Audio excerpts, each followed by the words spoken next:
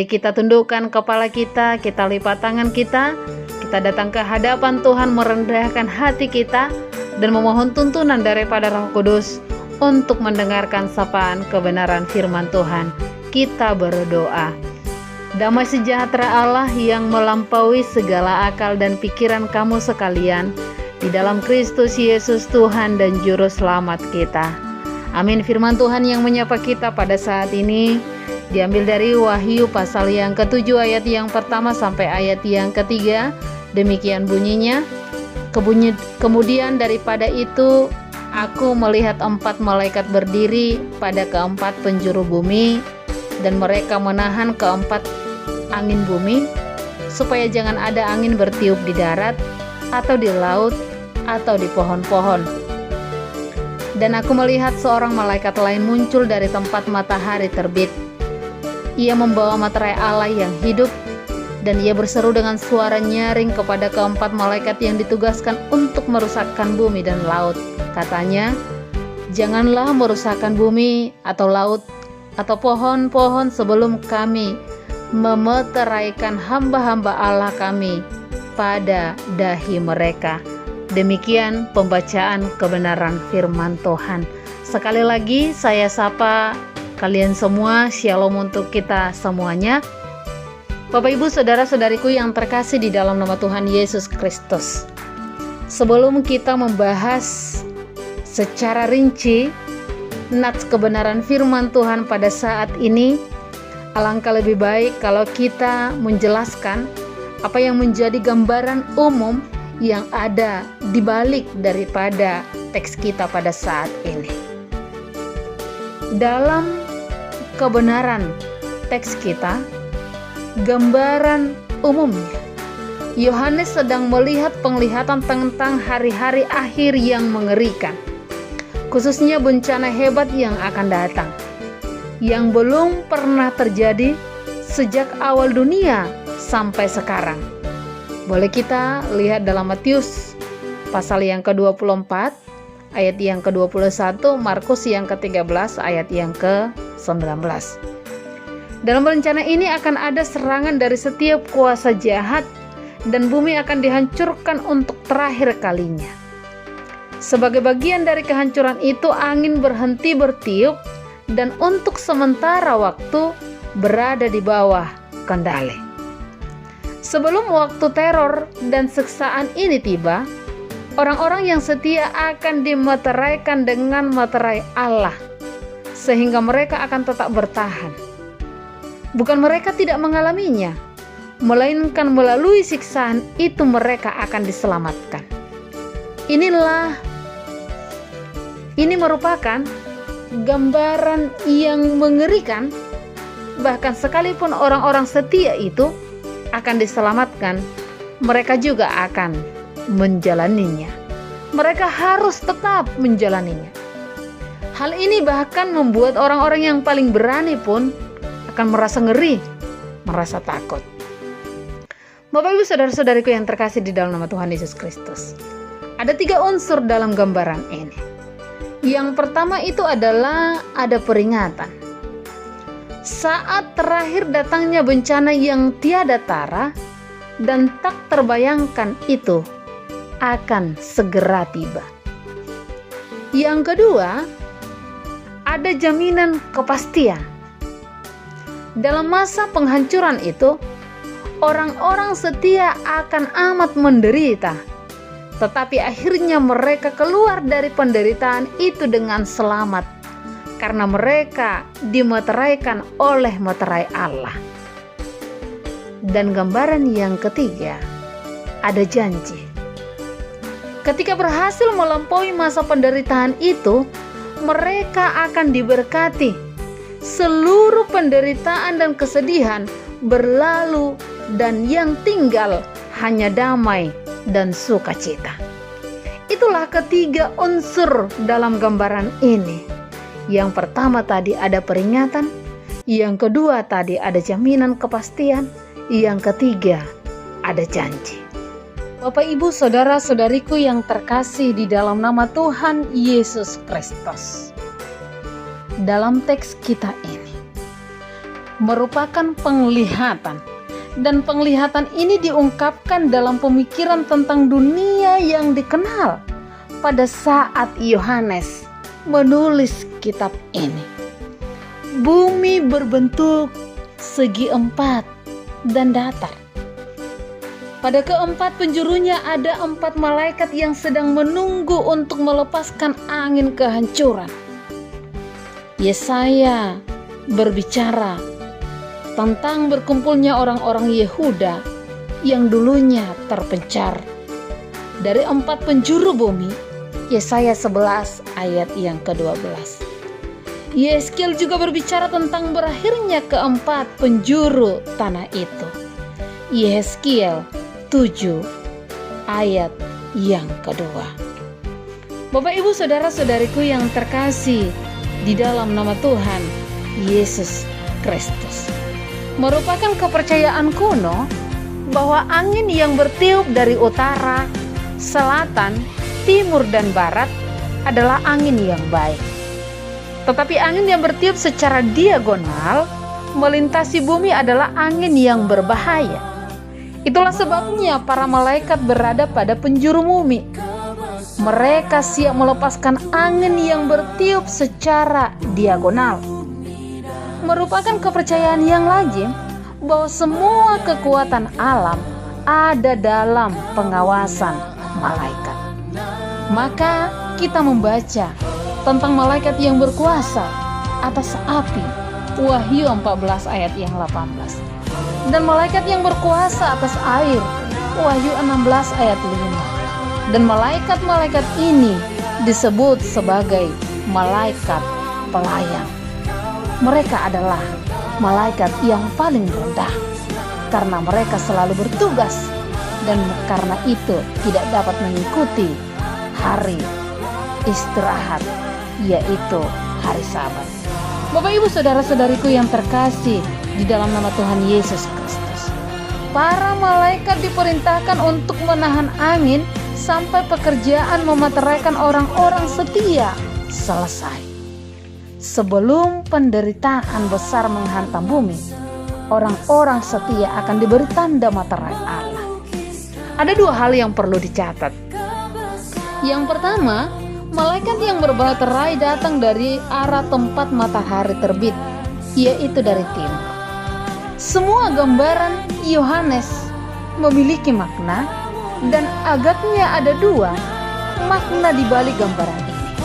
Yang pertama adalah matahari, pemberi terang dan pemberi hidup bagi bumi ini, terbit di timur, dan malaikat itu mewakili kehidupan dan terang yang Allah berikan bagi umatnya, bahkan ketika kematian dan kehancuran juga sedang melanda. Yang kedua, mungkin Yohanes sedang berpikir tentang cerita kelahiran Yesus. Orang-orang bijak datang untuk mencari raja yang baru lahir, karena kami telah melihat bintangnya di timur, Matius 2 ayat 2. Jadi, hal yang wajar kalau melihat pembebasan itu muncul dari arah yang sama, seperti bintang yang memberitahukan kelahiran Juru Selamat. Bapak Ibu saudara-saudariku yang terkasih di dalam nama Tuhan Yesus Kristus, pasal yang ke-7 ayat yang pertama sampai ayat yang ke-17 ini adalah merupakan sebuah selingan antara materai ke-6 dan ke-7 yang menyingkapkan keadaan mereka yang setia kepada Kristus selama masa kesengsaraan besar itu.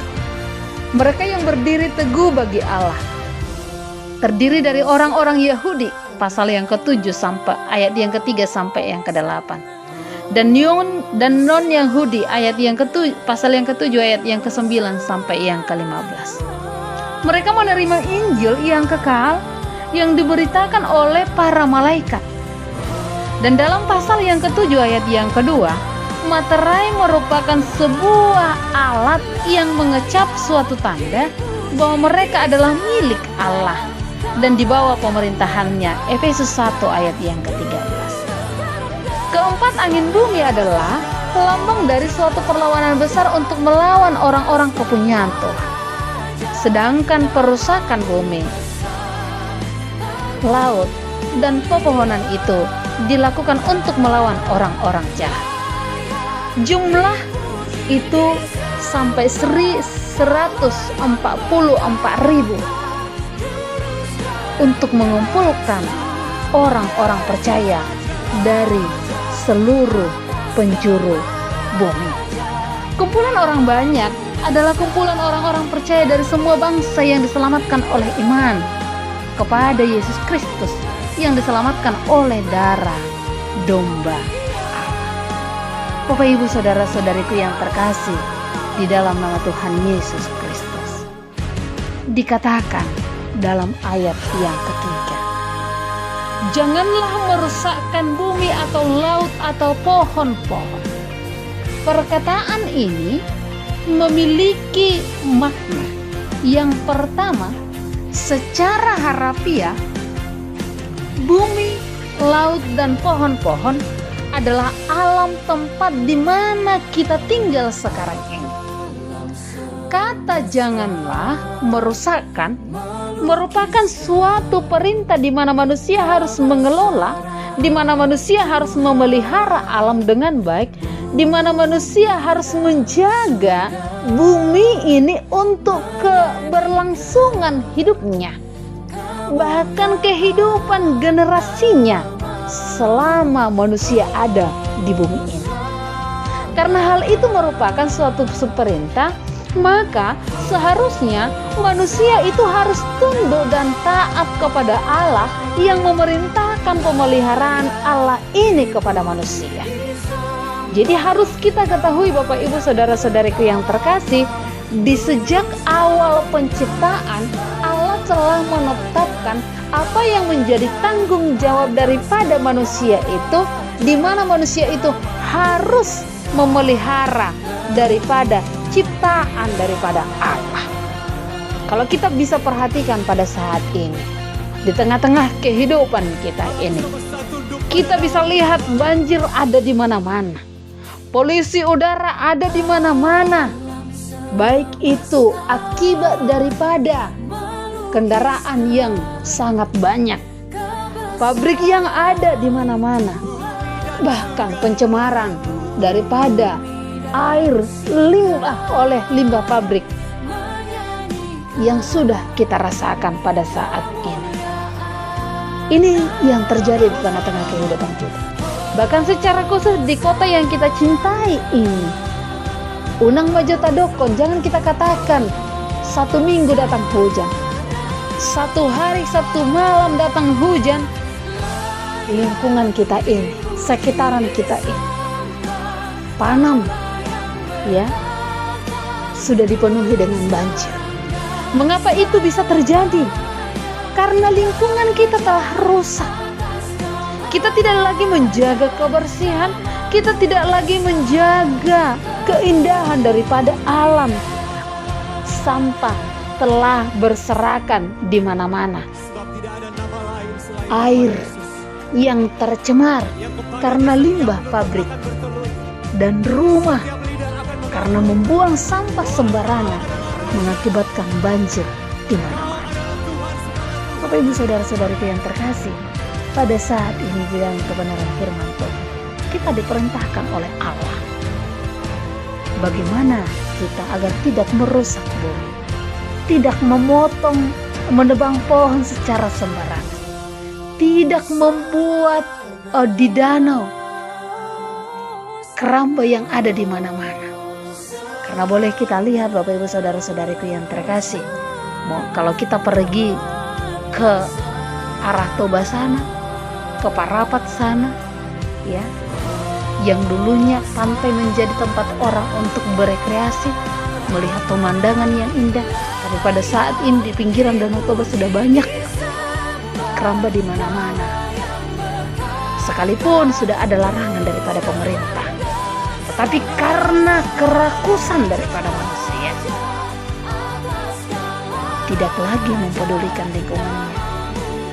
Karena keinginan sesaat, karena ketamakan, tidak lagi memperdulikan lingkungannya. Apakah akibat yang diperbuatnya? Itu yang pertama. Yang kedua, dalam teks kita ini secara simbolik diartikan bahwa akan tiba saatnya masa-masa kesusahan dan kesukaran. Di mana itu bisa terjadi? Bangkitnya nabi-nabi sesat, nabi-nabi palsu. Peperangan sebab bangsa akan bangkit melawan bangsa. Kelaparan, gempa bumi, dan penindasan terjadi di mana-mana. Orang-orang percaya akan disiksa dan dibunuh, tetapi orang-orang percaya yang setia sampai kesudahannya akan memperoleh keselamatan. Matius pasal yang ke-24 ayat yang ke-4 sampai ayat yang ke-14. Akadamang dainang nahina holongan di bagasan guarni Tuhatang Yesus Kristus. Bapak Ibu yang kami kasihi di dalam nama Tuhan Yesus Kristus, ini merupakan peringatan kepada kita. Ada saatnya ya, ketika bencana itu datang, disinilah yang dibutuhkan adalah bagaimana kita tetap bertahan. Ketika persoalan alam datang, bencana alam datang, bagaimana kesetiaan kita kepada Tuhan? Seperti sebuah lagu, mungkin Tuhan mulai bosan melihat tingkah kita, dan lain sebagainya, dan lain sebagainya.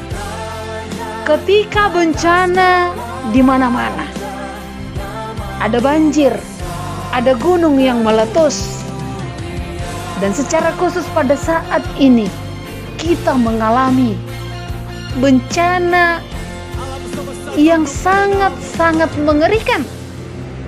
Ribuan orang telah meninggal, ribuan orang telah terinfeksi, yaitu dengan adanya COVID-19 ini.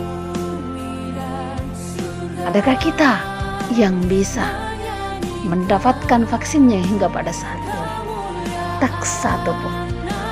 Bapak Ibu saudara-saudariku yang terkasih di dalam nama Tuhan Yesus Kristus, namun seperti teks kita pada saat ini, bahwa ada janji daripada Tuhan ketika kita mampu untuk menghadapi, melampaui masa penderitaan itu, maka kita akan diberkati, bahkan kita akan menuai damai dan sukacita. Dia yang datang dari matahari terbit, yang melambangkan terang dunia, yang membawa materai Allah. Tidak ada yang sampai kepada Bapa kalau tidak melalui aku, yang oleh darahnya yang kudus manusia dibenarkan, manusia telah diselamatkan. Itulah janji daripada Tuhan sebagai orang-orang yang percaya kepada Tuhan. Sekalipun ada badai di tengah-tengah dunia ini yang mampu menghancurkan dunia ini, tetapi kasih setia yang daripada Allah tidak akan pernah bisa dihanyutkan dan dihancurkan.